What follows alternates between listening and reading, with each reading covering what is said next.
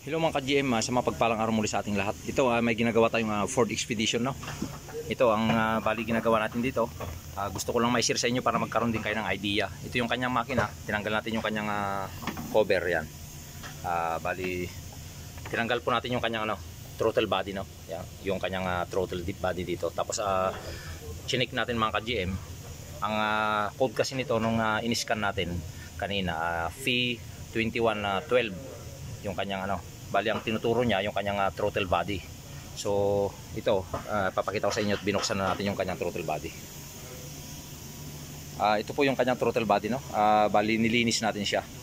Nilinis natin siya ng carburetor cleaner yan. Kung makikita nyo malinis na siya. Yan po. Tapos ngayon binuksan natin mga ka-GM. Kasi ito yung nakita kong problema niya.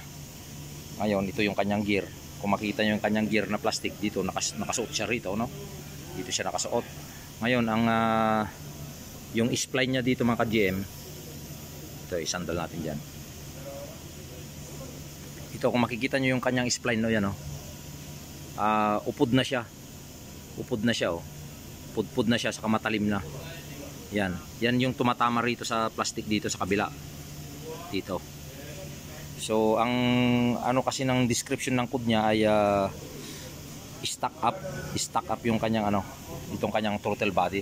Nag-i-stack up, tapos ang nangyayari sa ating makina, namamatay siya pagka tumatakbo na, no? Namamatay, tapos after ng 5 minutes pag pinandar mo siya, aandar siya ulit.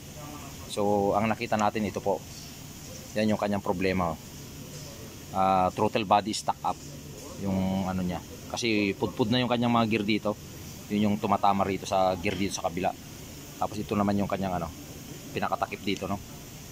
Yan, tapos may gear din siya rito yung kanyang motor yan.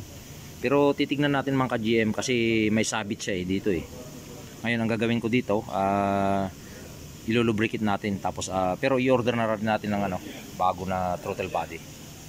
So ayan po, gusto ko lang may share sa inyo para magkaroon kayo ng idea.